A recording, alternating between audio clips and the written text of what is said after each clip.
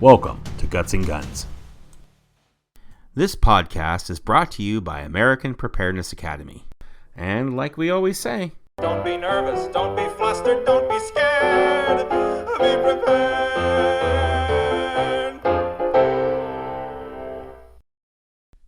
Today, we're diving into a topic that, well, often feels like a giant, overwhelming challenge.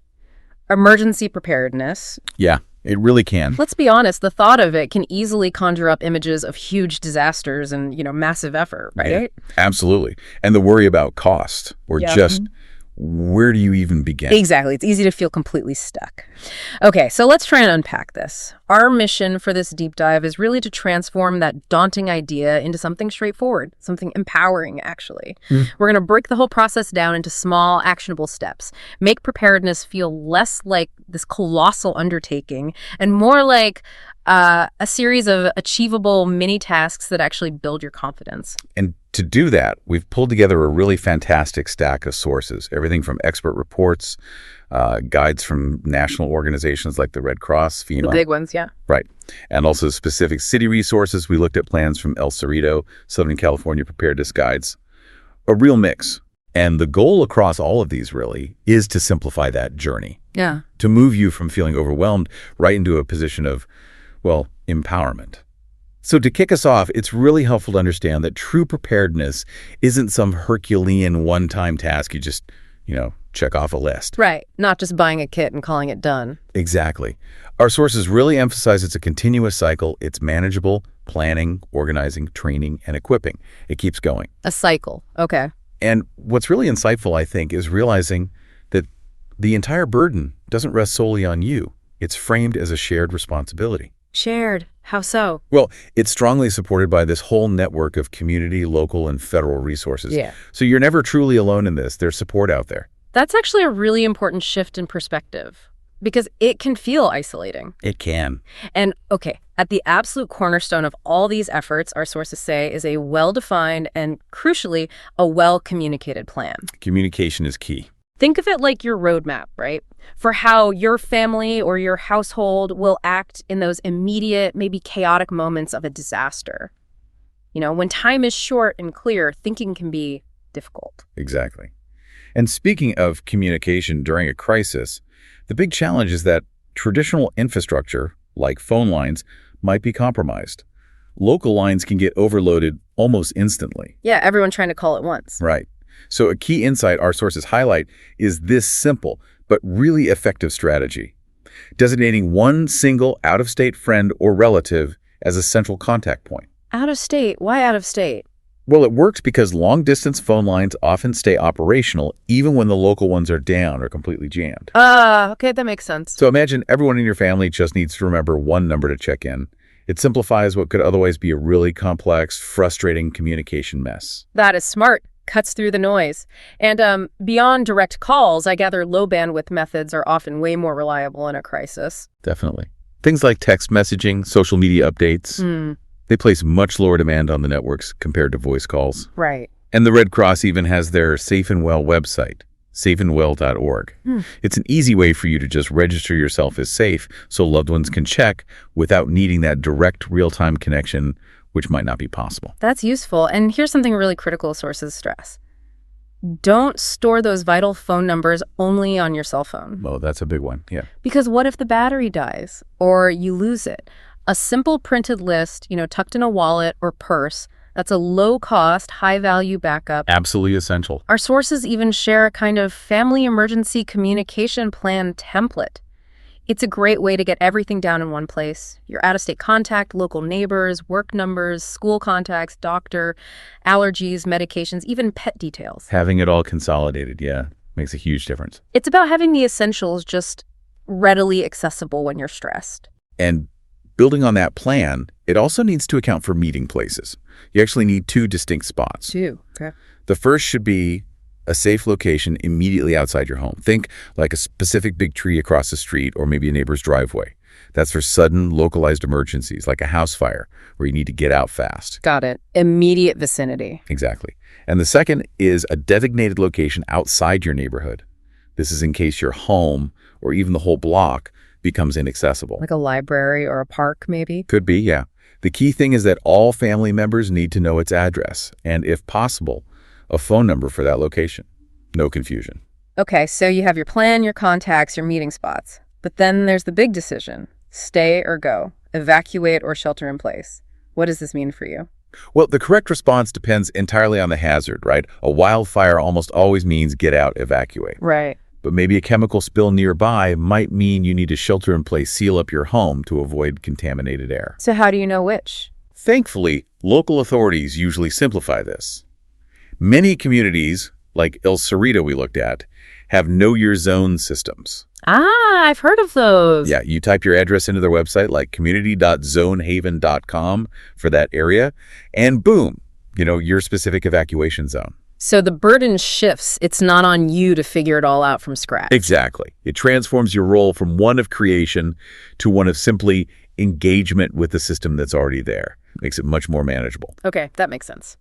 All right, let's shift gears then. Let's move to that second pillar.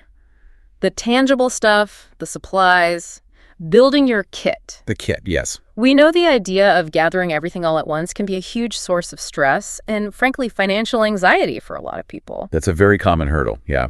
So a much more practical approach, according to our sources, is to build your kit incrementally, bit by bit. Okay, how does that work? Start by just taking inventory. See what you already have around the house. You probably have flashlights, some batteries, maybe some bottled water, canned goods. Stuff you already own. Right.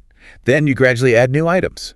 A really smart, easy tip is just to buy one extra item for your kit each time you go grocery shopping. Oh, I like that. Especially if it's on sale. It spreads the cost out, makes it a routine habit, not this one giant shopping trip. Takes the pressure off. And for folks really watching their budget, are there specific tips? Yeah, plenty of smart ways to save. Our sources suggest checking out garage sales, thrift stores. You can find camping gear there sometimes, or even hand crank radios so you don't need batteries. Good idea. Shopping for store brands, that can save you a lot on groceries. Buying staples like rice or beans in bulk, maybe splitting the cost with friends or family. Pooling resources? Yeah. Community food banks could be a resource too. And don't forget, you can repurpose older clothes that still fit into your kit instead of buying brand new stuff just for emergencies. That's really practical advice. Takes away some of that financial barrier. Okay, so speaking of kits, our sources recommend a kind of two-tiered system. That's right. A go bag and a more extensive stay-at-home kit. Okay, break that down. Go bag is for? Go bag is portable, small backpack usually, contains about a 3-day supply, ready for immediate evacuation if you have to leave quickly. 3 days. Got it. And stay-at-home kit. That's the bigger one. Often stored in a garage, basement, maybe a sturdy container, holds enough supplies for 2 weeks, or potentially even more if you're stuck at home without power or services. 2 weeks, okay. And the good news is a lot of the items overlap. Things in your go bag will also be in the bigger kit, just maybe in larger quantities. It creates a practical redundancy. Makes sense. So what are some of those absolute essentials we should be thinking about for both? Okay, let's run through some key ones. Water is paramount. The standard is 1 gallon per person per day. 1 gallon per person per day. Wow, that adds up. It does. A budget tip. You can store water in thoroughly cleaned plastic soft drink bottles. Just be sure to rotate it every 6 months or so. Okay. And food? Non-perishable, easy-to-prepare items. Think canned goods, peanut butter, dried fruit, granola bars. Again, buy staples like rice, beans, oats in bulk when they're cheap. Look for sales. First aid. Critical.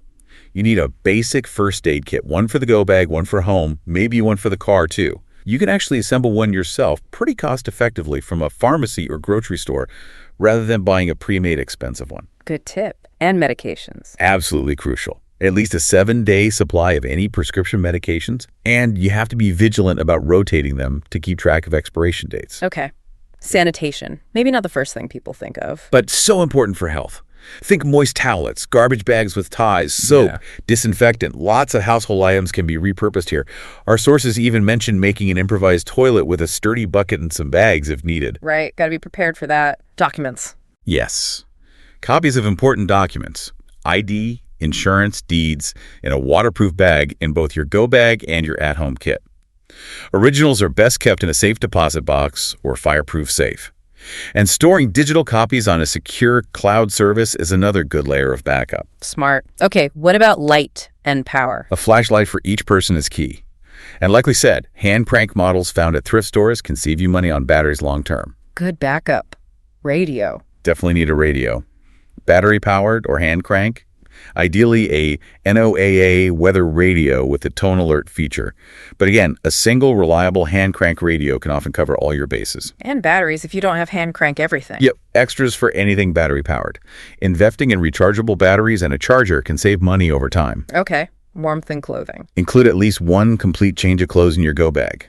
For the at-home kit, think layers, warm clothing, sturdy shoes. Again, repurpose older clothes that still fit. Makes sense. Blankets. Emergency Mylar blankets are great for go bags, lightweight and small. For the at-home kit, regular blankets or sleeping bags for each person. Check those garage sales again for deals on sleeping bags. Good call. What about tools and cash? A multi-purpose tool, like a Leatherman or Swiss Army knife, is great for the go bag. For home, you need a manual can opener.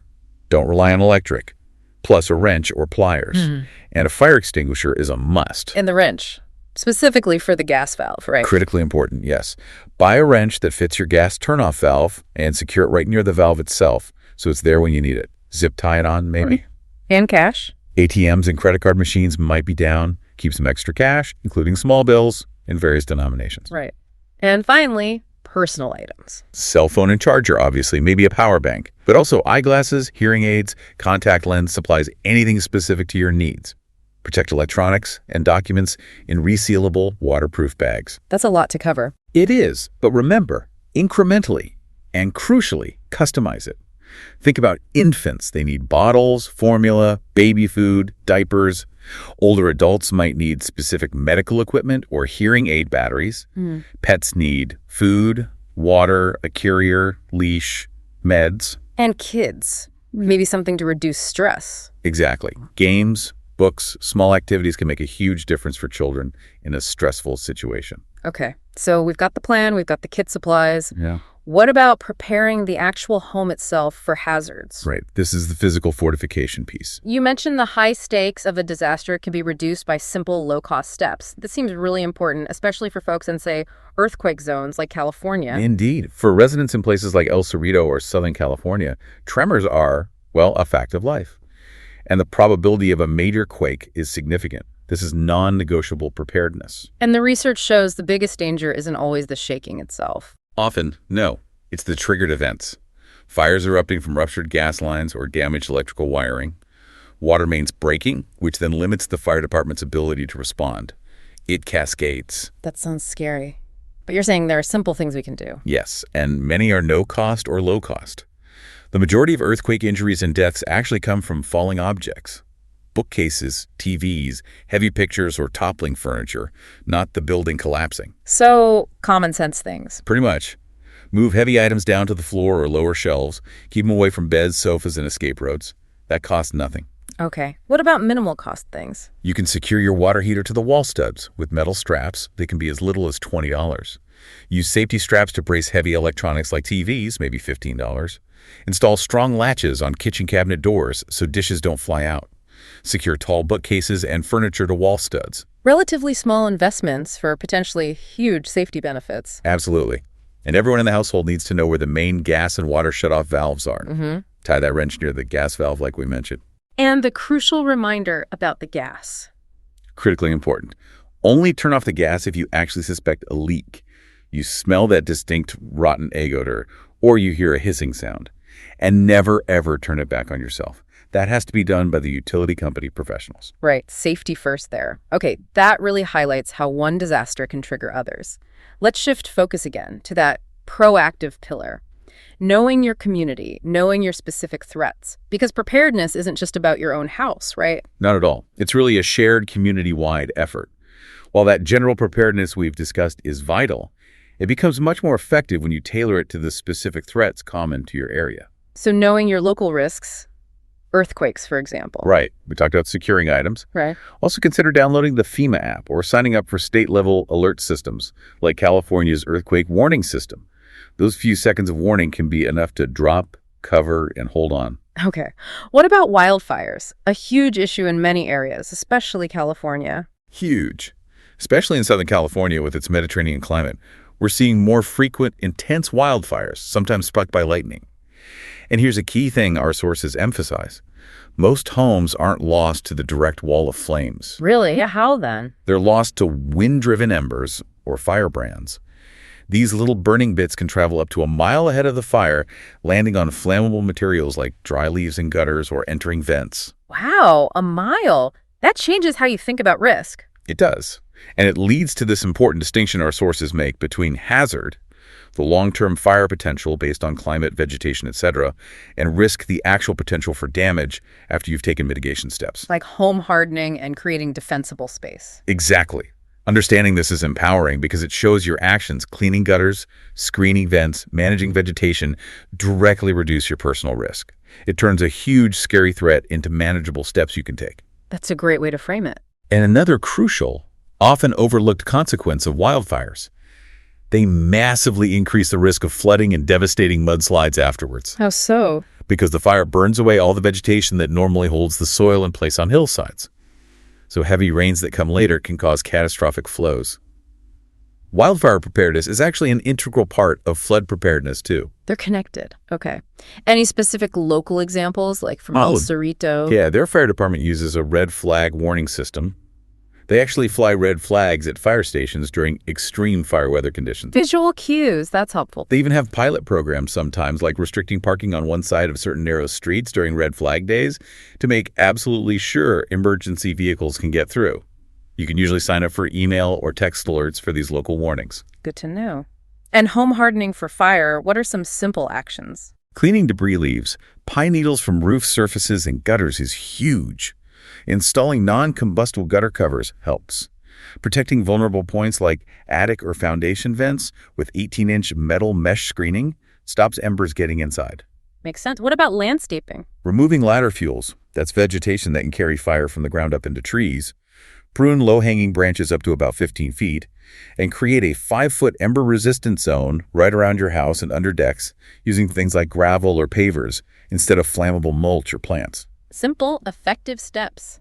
Okay, let's talk floods. You mentioned the connection to wildfires, but floods are a huge issue on their own, right? Absolutely massive and incredibly costly. Yeah. Our sources point out that every single county in California has had a federal flood disaster declared at least 10 times since 1950. Every county. Wow. And get this, a home in what's considered a low or moderate risk flood area is actually 5 times more likely to experience a flood than a major fire over the course of a typical 30-year mortgage. 5 times more likely than fire. That's staggering. It really puts it in perspective. And just 1 foot of floodwater inside a home can cause over $54,000 in damages. Ouch. And this raises that critical point again. Exactly. Standard homeowners insurance policies typically do not cover flood damage. That creates this potentially massive financial vulnerability for so many people who assume they're covered but aren't. So what actions can people take for flood preparedness? A lot revolves around managing water on your own property.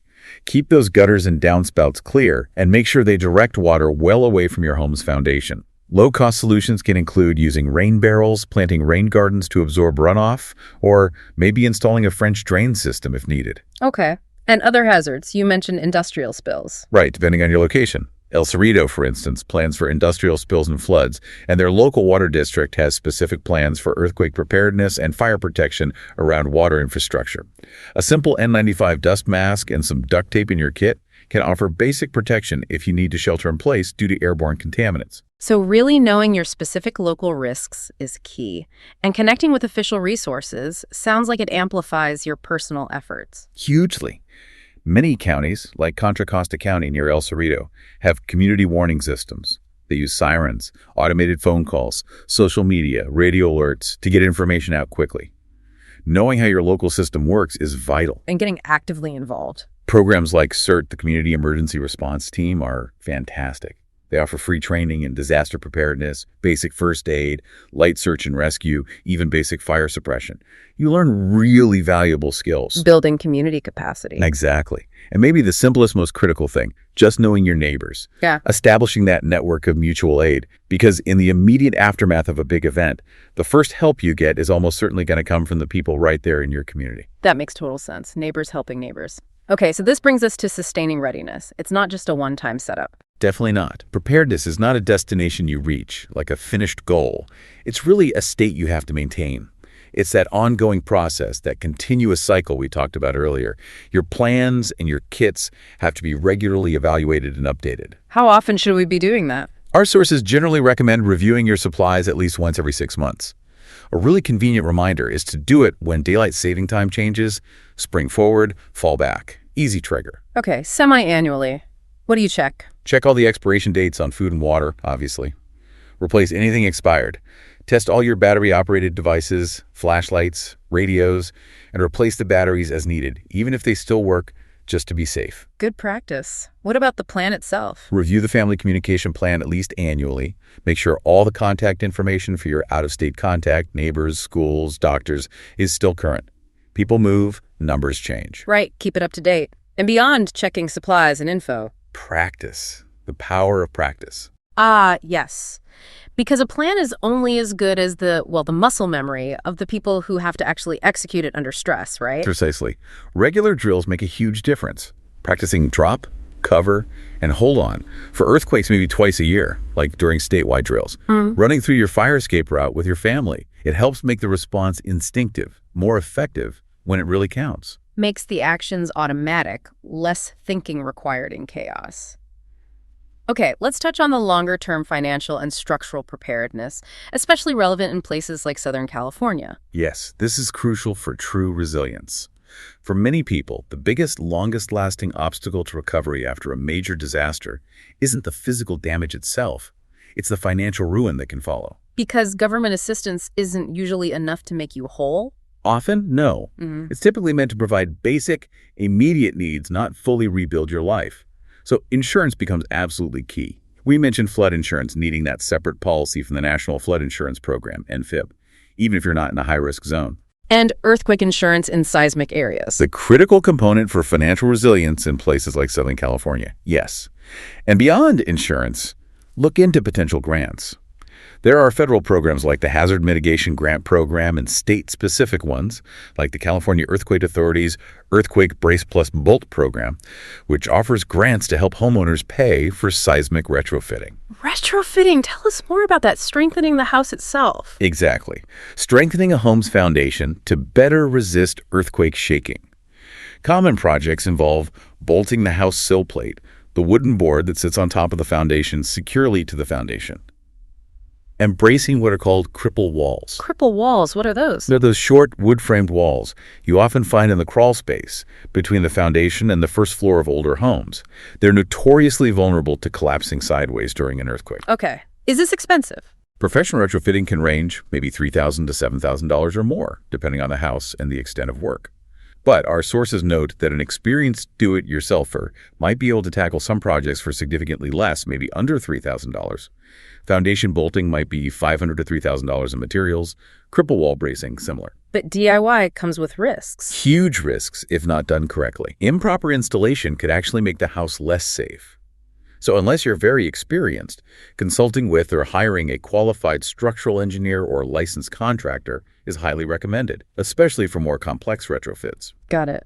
Are there benefits beyond just safety? Yes, tangible financial benefits too. Properly retrofitting your home can often lead to significant discounts on your earthquake insurance premiums. And it definitely increases the property's resale value. It's an investment in safety and finances. Wow, what a comprehensive deep dive we've had into preparedness. So to kind of tie it all together, overcoming that initial dread, that feeling of being overwhelmed by emergency preparedness, it really seems to require this strategic shift in perspective. It really does. It's about reframing it, isn't it? Moving away from seeing it as this impossible, massive task, and instead viewing it as a series of small, incremental, and continuous steps. Exactly. Small steps consistently taken. And you really can build confidence, build capability, without necessarily needing a huge financial outlay or feeling this immense psychological burden. It comes down to establishing that plan, building that kit piece by piece, budget consciously, and really knowing your community's resources and your specific local threats. Absolutely. Resilience isn't something you achieve with a single purchase or by checking off every box on a list just once. It's truly a mindset. It's built on continuous learning, on proactive action, and fundamentally on a commitment to protecting yourself, your family, and your community. Well said. The most valuable tool in any disaster kit, arguably, is a well-prepared mind. One that's confident because it knows a plan is in place and knows how to adapt. That's a powerful thought. So as you, our listener, go about your day after hearing all this, maybe consider this. Don't just think about what you would do in an emergency. Actively think about who in your immediate circle, maybe your next door neighbor or relative down the street, perhaps someone you know with unique needs or vulnerabilities who might rely even indirectly on your specific readiness. How could your preparedness, your small steps, in turn, strengthen their resilience? It creates this powerful ripple effect across your whole community, something to really mull over. We hope you enjoyed this week's episode. Tune in again.